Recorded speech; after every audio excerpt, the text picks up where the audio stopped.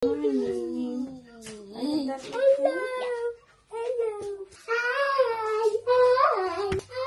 Birth ko muna itong bata. Hello, sisters. Oh, nag-birth. Bicho, grabe gid oy. I'm making his bum again. His bum. Gigising lang po namin. Or good morning pa dito sa amin, no? Kahit marami tayong iniintindi. Laban lang tayo sa buhay, Jack na. Nagpakita na naman ng dila ang baby. Jenny na.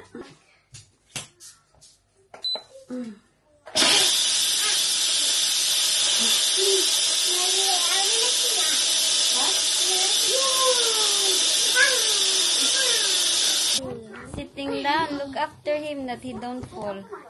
Hello. Why a wall? He's wall. Yeah? Oh. Hello. Sit here with sisters. He's doing that again. Sit here with sisters. Mommy, you did that. Yeah, when you're young.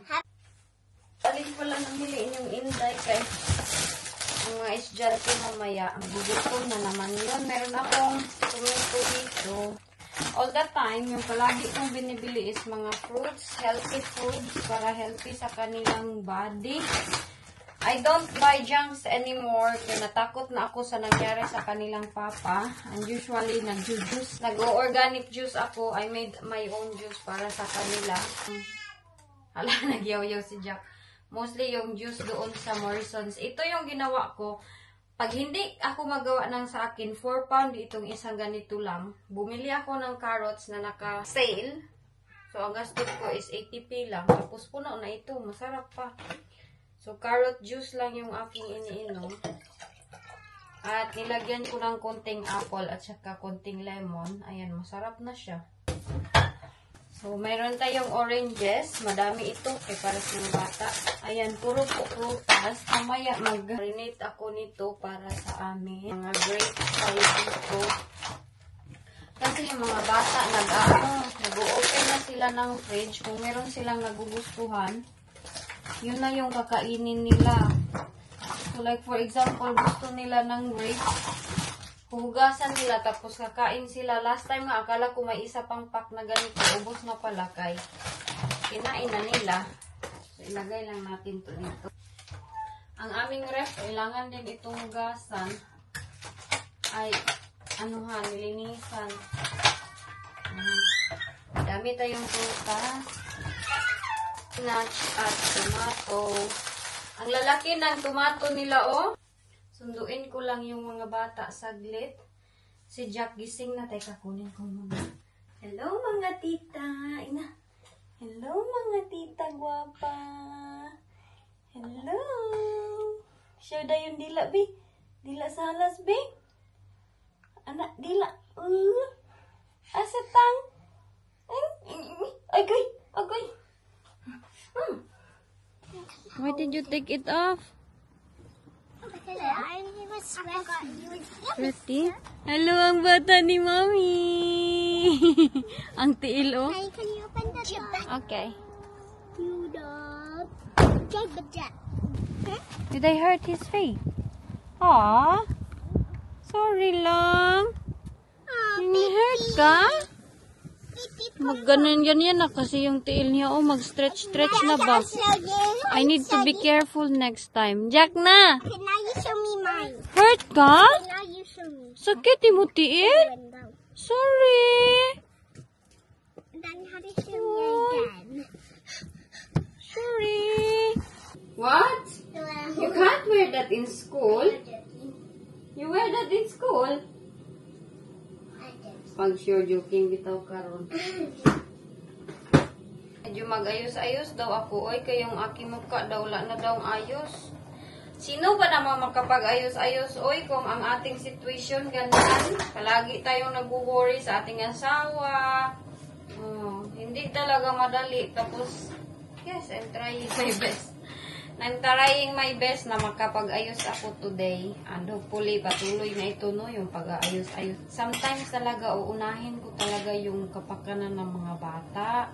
Na yung mga bata, malinis sila pumunta sa school. Yung buhok nila maayos pag pupunta sa school. Okay lang pag dito kami sa bahay, makalat yung buhok nila. Okay lang talaga yan, walang problema. Kami lang man dito sa bahay. Pero yung problema pag hindi ko sila naalagaan, tapos sobrang sexy ko, sobrang ganda ko, naka-make up, tapos yung mga anak nagpunta ng eskwelahan, wala na, nagkadugyot-dugyot na. Yun po ang masama. Pero yung ako, yung self ko, sarili ko, hindi ko naalagaan, hindi po yun masama. For me lang ha, that's my kuan. Yan yung aking role sa aking life. Nauunahin ko yung mga bata bago ang lahat-lahat. Today, dahil mabait si Jack today, nakatulog siya, nakapag-time ako, so ako, linis-linis ng bahay, nakaalaga ng sarili, yun lang po yung time din. Pero most of the time wala. I'm so worried about my husband's situation all the time. Pero tinatry ko talaga yung best na hindi masyadong mag-worry bitaw. I thank you all sa lahat ng mga messages ninyo, mga comment, mga concern, family, sila lahat. Ano kayo, I'm so thankful. I'm surrounded with good people na concern sa akin. I know na may comment na iba na nagsasabi dapat nadala sa hospital, dapat maaga daw para maagapan. Ano man magagawa ko kung siya mismo sa sarili niya, ayaw niya. Yun po kasi yung nangyari. Kaya hindi ko talaga diretso-diretso siya napadala sa emergency. But sa akin lang, wala na pong point na sisihin ko pa siya. At least nandun na po siya. Yun yung importante. Yeah? Today kasi sana dapat wala silang uniform. This is for when you're coming out. Yes. Kaso hindi ako nagbasa-basa sa letter sa school. Dapat pala non-uniform tapos mag-donate sila ng 2 cans. Parang nasabi ko naman to ganina. Oy, para man akong nawawala sa aking sarili. Oy, basta oy, magluto na ako ng beef para hala, wala na kaming gumbay. Hapunan namin. May narinig kanina. So, lulutuin ko na lang ito. May bata po akong dala dito. Nanonood sana ako ng TV sa taas. Kaso iniwan ko kay si Jack. Biglang naghilak. Ganito siya pag galing siya magdidi tapos hindi siya naka-burp. Ilagay ko siya sa kanyang tulugan. Magigising talaga siya. Iiyak siya. Tapos pag kargahin ko na siya, mag-burp na siya. Kaya nandito to siya kasama ko mag-video-video. Kaya mag-smile-smile man yan siya sa inyo. Smile dahil ka, tita? Naisip ko na sa baas akong TV doon sa taas. Oy, alam nyo ba na naisip ko na si Wayne nasa hospital, diba? Iba tayo sa Pilipinas pag nasa hospital tayo kahit meron tayong watcher. Sa Pilipinas, meron tayong watcher, meron tayong family na willing pupunta doon sa hospital anytime, willing lahat-lahat. Dito kasi sa kanila is walang ganun-ganun. Kung na-hospital ka, nanganak ka, like me, nanganak ako kay Jenny, kay Jack, ako lang mag-isa. So ngayon, iniisip ko, paano na lang si Mister, siya mag-isa doon, kaya niya ba kaya magbihis mag-isa, yung sino mag-alaga sa kanya, ganun yung naiisip ko. Niya si Bayaw, di yan, walang watcher-watcher dito ay, buti pa sa Pinas, pag na-hospital tayo, meron tayong watcher, hindi tayo mag-worry na mag-isa lang tayo, hindi tayo mag-overthink na paano na lang kaya siya doon, paano siya magbihis, paano niya gawin to, paano siya mag-CR, kay mayroong IV, paano yung lahat ng mga paano ba magsusulputan sa yung utak. Philippines kasi may watcher tayo, pwede tayong makatulog overnight as long as meron tayong family. Dito talaga iba, lalo na ako, meron akong anak. Nasa paano na lang ako always, paano na lang, paano, ang daming paanong naiisip kay may bata, hindi basta-basta makapasok doon. Tapos mag-drive, medyo malayo-layo din yung hospital. Doon ako nanganak kay Jack. Doon siya na hospital. Kaya, laban lang tayo diha, Jack, na may bang si Jack. Laban lang tayo, no? Saon na lang man, si Jack na lang mag-atiman daddy niya. Ikaw na mga... Oh, okay, very good. Agoy, di ubo man eh. ubo mo ni. Lakasan ko lang na loob ko para sa mga kids. I'm always trying my best. Kahit pahirap pero kakayanin. Laban lang tayo, Pilipinas. Nak mo? And God bless everyone.